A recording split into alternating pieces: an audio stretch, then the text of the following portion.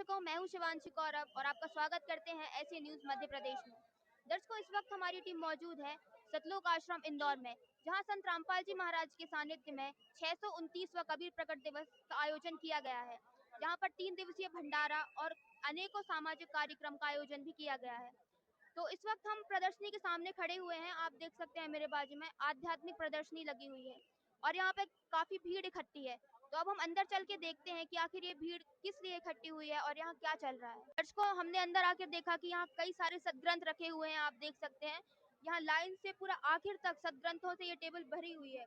और खास बात यह है कि यहाँ केवल हिंदू धर्म के सदग्रंथ नहीं रखे गए हैं, यहाँ सभी धर्मों के सदग्रंथ, चाहे वो मुस्लिम धर्म हो, चाहे ईसाई या कोई भी धर्म हो, सभी चारों धर्म के यहाँ पर सदग्रंथ रखे गए हैं। और जो लोग यहाँ पर बैठकर ज्ञान चर्चा कर रहे हैं, उनमें से कुछ संत रामपाल जी महाराज से उपदेशी हैं और कुछ अनुपदेशी भी लोग आए हुए हैं। तो आइए अब हम अंदर चल के जानते हैं कि यहाँ वास्तव में क्या चल रहा है। तो दर्शकों, और अंदर आने पर हम देखते हैं कि मेरे जो बैकग्राउंड में आपको दीवार दिख रही है, उसे भी काफी अच्छे तरीके से सजाया गया है। यहाँ सभी सदग्रंथों, धर्म ग्रंथों से वाणियां लिखी गई है, सभी के प्रमाण बताए गए हैं। और उस तरफ आप देख सकते हैं कि कुछ कथाएं हैं कबीर साहिब की, उन्हें भी चित्रों के माध्यम से बताया है।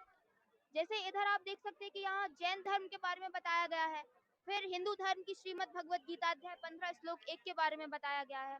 उसके आगे गुरु ग्रंथ साहिब यानी सिख धर्म के बारे में बताया गया है। और ऐसे ही और आगे हम चलते जाएंगे तो यहाँ हमें भविष्यवाणियां दिखाई देंगी। जो संत रामपाल जी महाराज को लेकर जो कुछ भविष्यवाणियां की गई हैं, उनको भी यहाँ लगाया गया है। तो यहाँ हमें काफी अच्छा वातावरण देखने के लिए मिलता है कि पूरा वातावरण ज्ञान से भरपूर है और सभी लोग यहाँ काफी शांति से बैठकर ज्ञान चर्चा कर रहे हैं। तो दर्शकों, मेरे पीछे जैसा कि आप देख सकते हैं कि काफी सारे लोग यहाँ बैठे हुए हैं। तो एक तरफ संत रामपाल जी महाराज के शिष्य बैठे हुए हैं सभी धर्म ग्रंथों के साथ में, और दूसरी तरफ वो लोग बैठे हैं जिनको किसी भी विषय पर शंका है। तो संत रामपाल जी महाराज के जो शिष्य हैं, वो किताबों से खोल खोल के प्रमाण दिखा रहे हैं और इन लोगों की शंका का समाधान कर रहे हैं। तो आइए इनमें से हम जानते हैं कि आखिर इनको क्या शंका है और क्या संत रामपाल जी महाराज के शिष्य उनकी शंका का समाधान कर पा रहे हैं।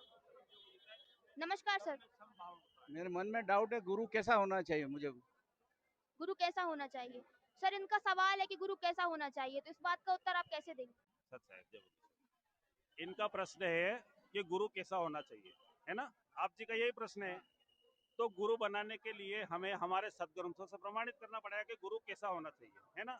देखिए, ये श्रीमद् भागवत गीता है। इसमें भगवान कृष्ण और अर्जुन का संवाद चल रहा है कि भगवान गुरु कैसा होना चाहिए, गुरु कैसे बनाना चाहिए, कौन सा गुरु होना चाहिए। तो इसमें प्रमाण दिया गया है, या बता रहे हैं कि भगवान गुरु कैसा होना चाहिए और उसकी क्या महत्वता होती है हमारे लिए। तो अर्जुन ने पूछा कि भगवान गुरु के बारे में मुझे बताइए।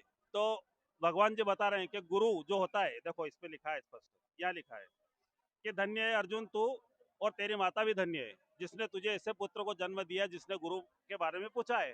तो ये बताया कि गुरु कौन, जो गुरु संसार, जिसने पूरा संसार बनाया, ये लिखा है। देखो क्या बोला है कि हे अर्जुन, सारे संसार के गुरु जगन्नाथ है। अब जगन्नाथ कौन? जिसने पूरा संसार बनाया, जिसने पूरी कायनात बनाई, वो जगन्नाथ है ना।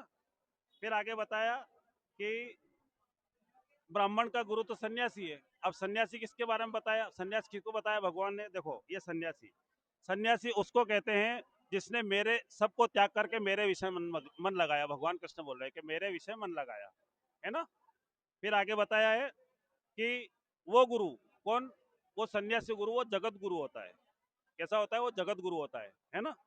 फिर आगे बताया कि उस गुरु की सेवा हर तरीके से करना चाहिए। कौन सा गुरु? जो जगत गुरु है, वो जो भगवान डिफाइन कर रहे हैं। जैसे हमारे सदगुरु रामपाल जी महाराज बताते हैं कि गुरु की महत्वता बहुत बड़ी होती है। गुरु कैसा होता है कि सदगुरु के लक्षण कहूँ, मधुरे बेन विनोद, 4 वेद 6 शास्त्रों कहे 18 बोध। तो हमारे सदगुरु रामपाल जी भगवान जो है ना, इन चारों वेदों से और हमारे जितने भी धर्म शास्त्र है उनसे प्रमाणित करके बता रहे हैं कि गुरु कैसा होना चाहिए। तो इनको जो डाउट है, ये भगवान जी की दया से श्रीमद् भागवत गीता से क्लियर किया जा रहा है, जो भगत जी ने प्रश्न किया है। इसमें स्पष्ट लिखा है कि गुरु सन्यासी होना चाहिए और वो चारों वेदों को जानने होना चाहिए, 18 शास्त्रों को जानने वाला चाहिए, 18 पुराणों को जानने वाला चाहिए। तो ऐसा गुरु होना चाहिए जिससे हमारा जन्म मरण का मोक्ष भी छूटे, मोक्ष भी हो जाए, और यहाँ भी ये लोग भी सुधरे और अगला हमारा परलोक भी सुधर जाए। इसलिए इनको ये श्रीमद् भगवत गीता से क्लियर किया जा रहा है गुरु जी के बारे में।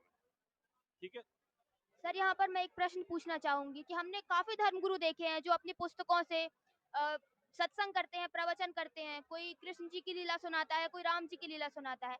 तो ऐसे में हम कैसे पता कर सकते हैं कि आखिर सच्चा गुरु कौन है, क्योंकि धर्म ग्रंथ तो सभी पढ़ते हैं। हाँ जी, बिल्कुल अच्छा प्रश्न किया आपने कि सारे धर्म गुरु बता रहे हैं कि गुरु कैसा होना चाहिए। बिल्कुल सत्य बात है। कबीर सागर का एक चैप्टर है, उसमें उसमें स्पष्ट बताया गया है कि गुरु के लक्षण 4 बखाना। प्रथम वेद शास्त्र का ज्ञाता होना चाहिए। तो गुरु जो होता है ना, वो 4 वेद, 6 शास्त्र, 18 पुराणों का ज्ञाता होना चाहिए।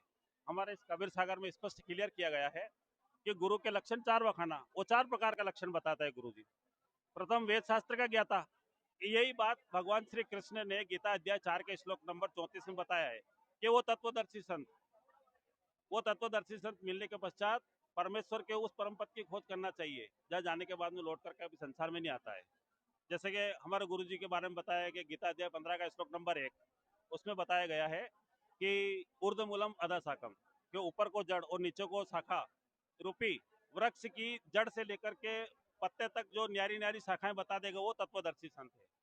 तो पूर्ण गुरु की पहचान ऐसे हमारे इन ग्रंथों में बताई गई है।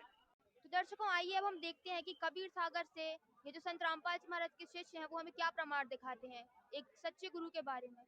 नमस्कार सर, बताइए आप क्या। जी, देखिए कबीर सागर है, इसमें पूर्ण गुरु की पहचान बताई गई है जो हमारे सदगुरु रामपाल जी महाराज के बारे में पूरी पूर्णतः खरी उतरती है।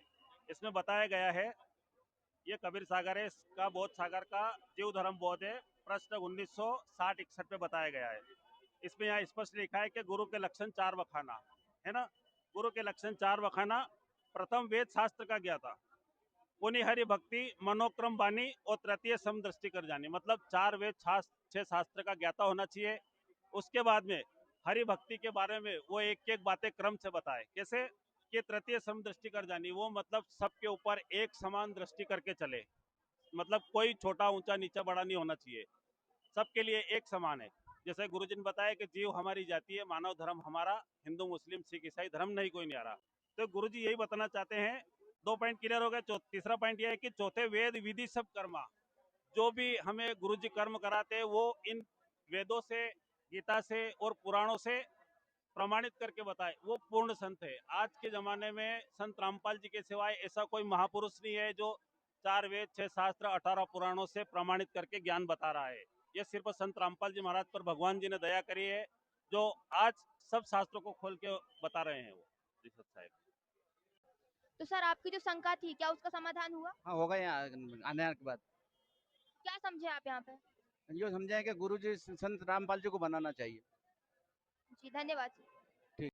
तो दर्शकों, जैसा कि अभी हमने देखा कि जो वहाँ ज्ञान चर्चा हुई, तो उसमें उन्हें जो शंका थी उसका समाधान हो गया है। मैं एक चीज और मेंशन करना चाहूंगी कि जैसा कि आप देख सकते हैं कि यहाँ काफी अनुशासन से सब लोग तो बैठे हैं, लेकिन एक बात और है कि भक्तों की और बहनों की अलग अलग व्यवस्था की गई है। यहाँ सारी बहनें हैं, यहाँ इस तरफ आपको कोई भक्त नहीं दिखेगा, कोई भाई नहीं दिखेगा, और जिस तरफ भाई बैठे हैं वहाँ कोई बहन नहीं है।